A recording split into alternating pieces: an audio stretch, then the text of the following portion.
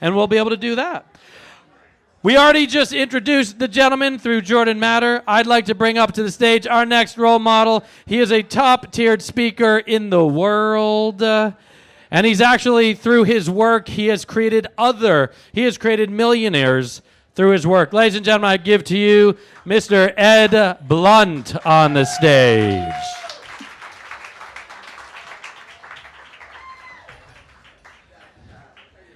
He's coming running down. I'm going to give him the mic or the mic stand. I know this is a guy who's going to control the stage any way he wishes. So, Ed, thanks for being on the show, my man. Appreciate it, brother. There you go. Thank you.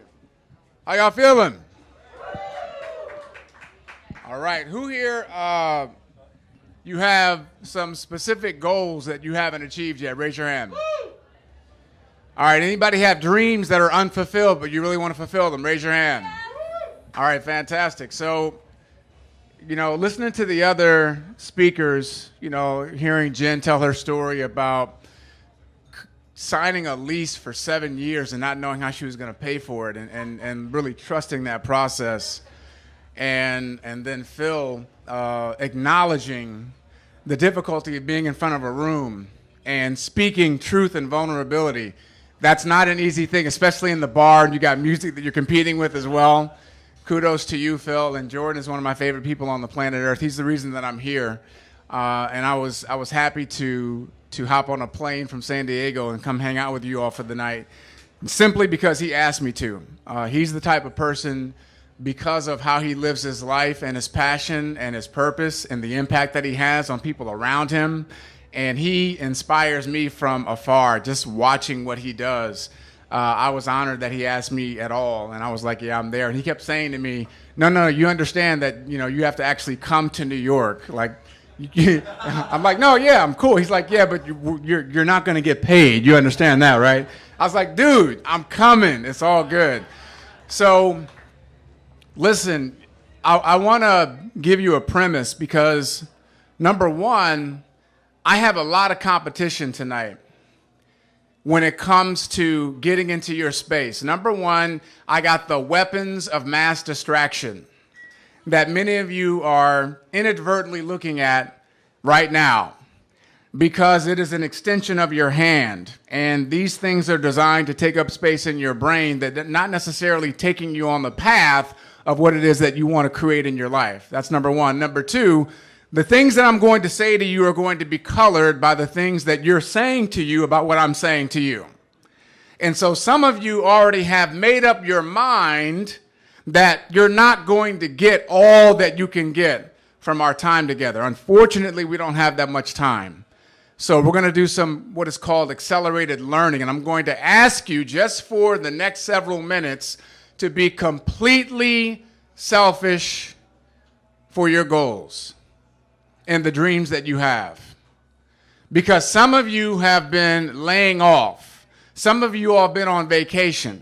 Some of you have been living in the midst of your excuses. You have created a well-crafted story as to why you are not where you want to be right now.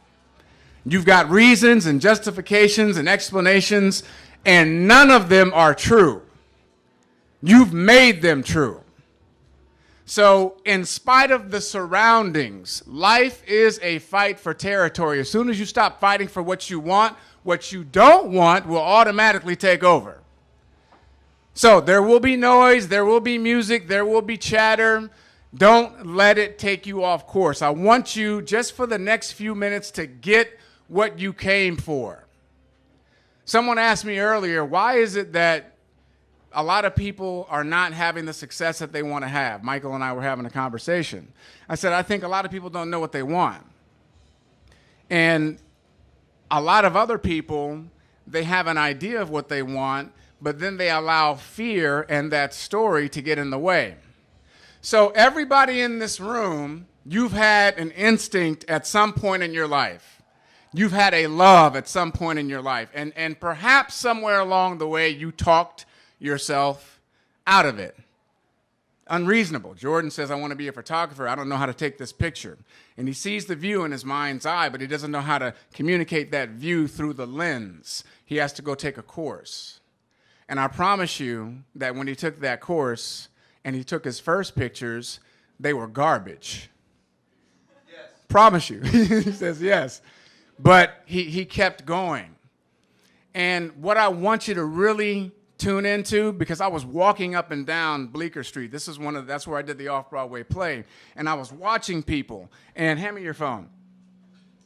And they're walking up and down the street like this, like the crane neck, and they're just looking in their phone. They're not looking at anybody or anything around them.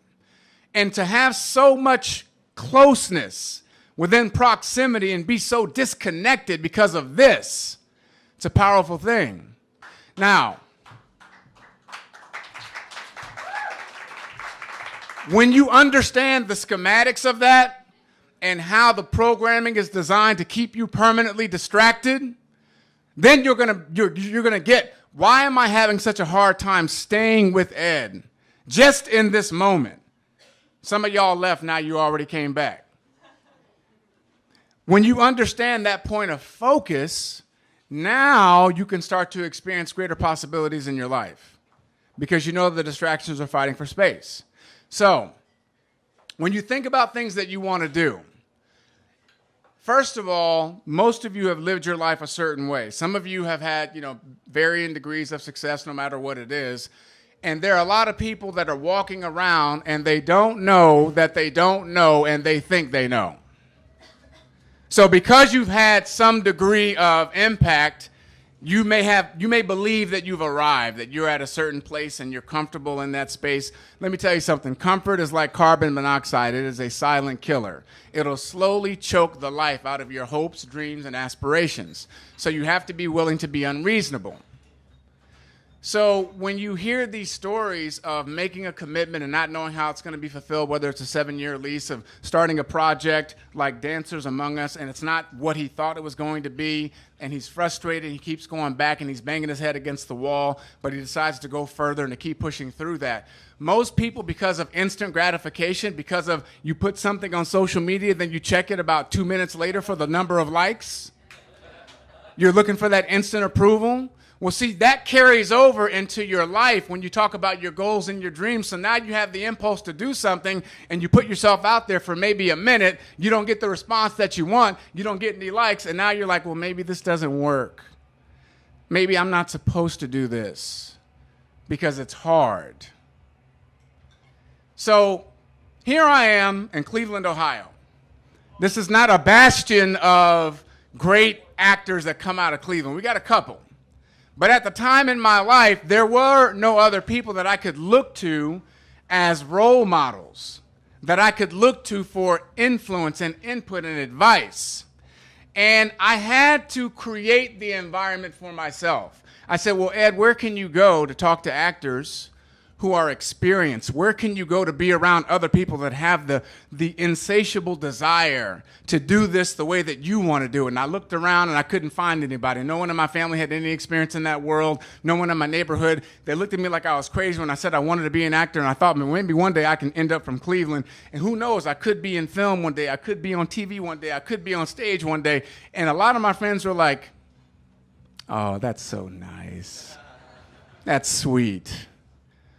But I had to be unreasonable. See, if you're living a life, as Eric Butterworth said, that is dominated by common sense, then you're living a life that's not worth living because there's nothing common about this thing called life.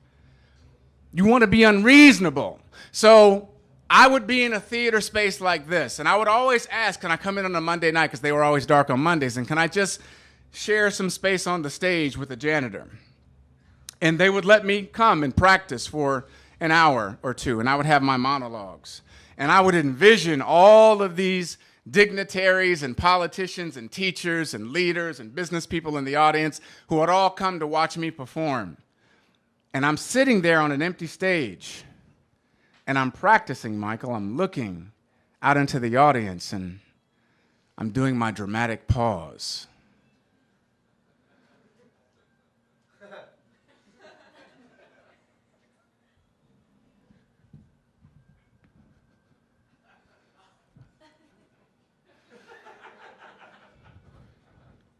Out of the night that covers me, dark as the pit from pole to pole, I thank whatever gods may be for my unconquerable soul. In the fell clutch of circumstance, I have not winced nor cried aloud. Under the bludgeonings of chance, my head is bloody but unbowed. Beyond this place of wrath and tears looms but the horror of the shade, and yet the menace of the years finds and shall find me unafraid. It matters not how straight the gate, how charged with punishments the scroll. I am the master of my fate. I am the captain of my soul. And I would do that, do my little bow. And every now and then the guy sweeping, he peep his head in and say, "You okay in there? What you doing in there, man?"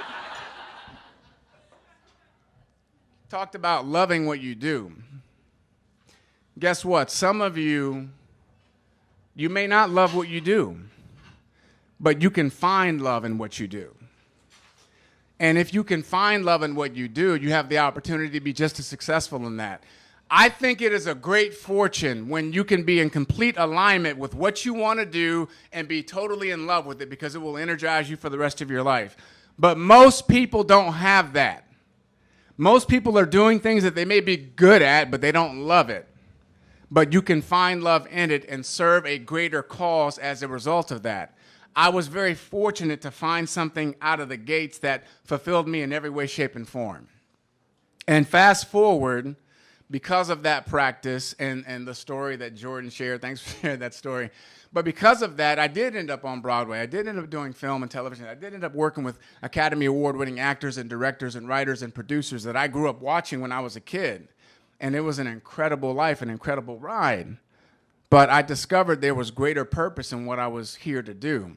How many of you all, when you were younger, years ago, you wanted to be and do something that is totally different than what you're doing now? Raise your hand. Sometimes the paths change, but it doesn't mean that you can't be equally effective in that. When we talk about this idea of what is workaholic, it's working and being consumed by something. Make a note on this, a mental note. Without obsession, there is no progression. Without obsession, there is no progression, because in order for you to make a dent in the universe, as Steve Jobs would say, you have to be solely focused and obsessed with that particular outcome, whatever that sphere is. I was talking to a young lady in the back, and I was asking her what is her ideal scenario. And she said, ideally, I would love to be acting all the time. I said, well, tell me a little bit about your story. She said, I've been out here for 5 years, and I've done this, this, and this. And then I got sidetracked because the job fell in my lap, and I decided to take the job. But I was miserable in that job, and I realized I really want to get back into the acting space. How many of you all have had opportunities that come into your space that have nothing to do with what your passion is, and you got sidetracked? Maybe a relationship, maybe a child, maybe an unexpected illness or death. It's called life. These things are going to happen. No one is immune to it. But you have to make a decision. You got to make a commitment, and then keep your commitment to your commitment. You're going to stay on the line and not get off that line, because these things are going to come and go. And there are some people that will give in to that. And when you get off the line, you don't get to get back on line where you left off. You have to go all the way back to the beginning. But that's life. It's nothing for you to take personal. It's just the way things are designed. And so I had to make a decision for myself. I'm not as equally impactful as I'd like to be. What happened was I was on Broadway with Denzel Washington. We're doing a play called Julius Caesar. After Julius Caesar, we did a film called Inside Man. So we were together for about 6 months. And I remember during that time, he told me a lot of stories. And he literally pulled the curtain back and gave me an insight into what really goes on behind the doors that are closed. And I remember thinking, Denzel, you made about $60 million in the time that you and I were together, and I made a little bit less. I said, man, I gotta start asking myself better questions. Because what I discovered was this. In the acting game, for those of you that may not be in it, it's a lot like this in most industries. What is brilliant about that particular genre is that they find individuals like myself who love what they do so much that will do it for free. How many of y'all love what you do so much you do it for free? Okay, that's a beautiful thing for you. It's a brilliant thing for the person that's producing it. Because I realized that they were getting me at zero rock bottom prices, and they could never pay me what I was worth. And once I understood that, I made a conscious decision to go out and get what I was worth. because I had responsibilities. I wanted to be able to take care of my mother and take care of my father. And I didn't have kids at the time, but I wanted to have kids, which I did do.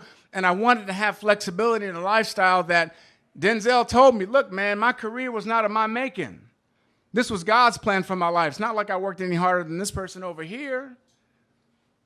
I said, you know what, D, you right, because the films that I got, the television gigs that I got, they made the decision when I walked in the room.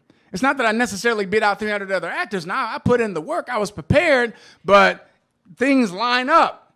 And I said, man, I don't want to base my future fortune on luck, because it's 1 in a million that's going to come in here and blow the game off like you have, D. Like, most actors are not going to be making the kind of money you're making. That's a fact.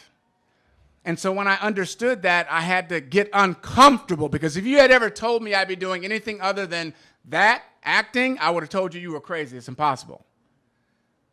But I had to stretch. I had to get uncomfortable. I had to face my fear, which was, well, what would I do if that wasn't available? What else is there for me to do? That's a scary question. But I had to be willing to take a leap of faith and go into that space. Some of you are in a space right now in your journeys and your pathways where you're going to have to ask yourself some difficult questions. And you may not like the answer. You may not be ready for the answer. You may not be able to look at yourself in something that's totally different or outside of yourself. It may be too uncomfortable, and that's okay. You're going to have to work through that. But I'm so thankful that I gave myself that opportunity and took that risk, because had I not, there are literally tens of thousands of people all around the world that I never would have reached. I never would have been able to be in touch with.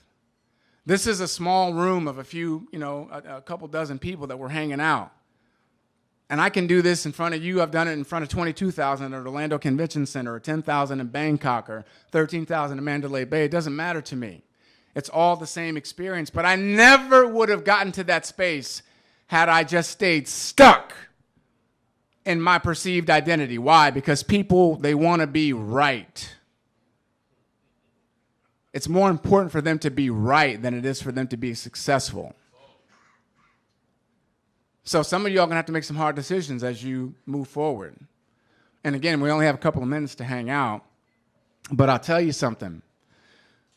When you think about the things that you really want to do, the goals that you have, the passions that you want to pursue, the dreams that you want to fulfill, if they don't scare you, then you're playing too small. Don't worry about the how. Commit first, create second. Commit first, create second. Fuck yes. So many people get taken out by paralysis of analysis. Give yourself the opportunity to go all out. Workaholic is being on and being about your business as much as you possibly can be. And some of you are not going to be naturally fueled like a Jordan Matter. You're not going to, that's not what it's going to be. You're going to have to be deliberate in finding the love in what you do and the purpose and the fulfillment in that, and let that fuel you, even if it's not the ideal vehicle. But here's what I want you to take with you as we wrap it up. When you start your day or you start your night, you live by these words. If you want a thing bad enough to go out and fight for it, to work day and night for it, to give up your time and your peace and your sleep for it, if all that you dream and scheme is about it, and life seems useless and worthless without it, if you gladly sweat for it and fret for it and plan for it and lose all your terror of the opposition for it, if you simply go after that thing that you want with all of your capacity, strength and sagacity, faith, hope, and confidence, and stern pertinacity, if neither poverty or famish or gaunt, sickness of pain or body and brain can keep you away from the thing that you want, if dogged and grim you besiege and beset it, with the help of God, you'll get it. Let's go.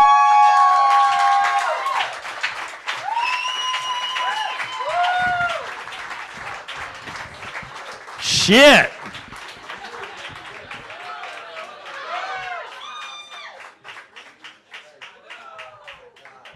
I'm not going to ask any questions except for this one. How the hell do we learn more about what you do and what your mindset is? Because it was like church in here. I was like, oh, man, I am a changed man. You could baptize me right now, Ed.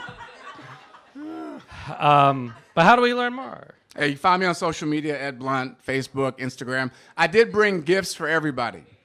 So I brought a book for all of you all. So if you want a book, I put them back there on the back table. Just grab one, take it with you, read it, get some information from it. Hopefully it'll stretch your mind in terms of your financial blueprint for your future. And if I could add value to you, just let me know.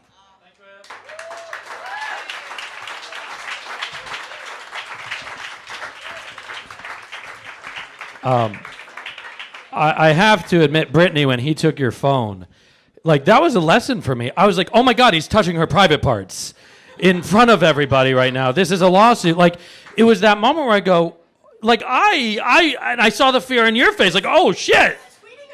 And you were tweeting about him. Oh God, what is he saying? But, you know, it was a great point, and it just hit home for me, like, how connected to the devices we are. So, you know, hey, they're important. It's an awesome use of technology that we have available to us. But, man, it's nice to disconnect from it and remember that that's not part of who we are. So, out of tonight, I always like to end like this because we got some great quotes. Phil with his vulnerability, Jen with her story of life, Jordan sharing his passion, and Ed sharing that ministry and gospel that was up here. You know what? None of it matters, you know, if you don't do anything with it. And I always say, you know, cute quotes don't make you successful. Action makes you successful. So please fill out the accountability card. Drop it into the bucket. And the next Legacy show, put on your calendar. Thank you all, PR. Monday, June 26th for episode 010. The theme is reinvention, and our keynote speaker is Libby Moore, Oprah Winfrey's chief of staff of 11 years. It's a conversation you don't want to miss. Ladies and gentlemen, thank you for coming. Hang out, grab a drink. And I'll see you at the next event. Take some action.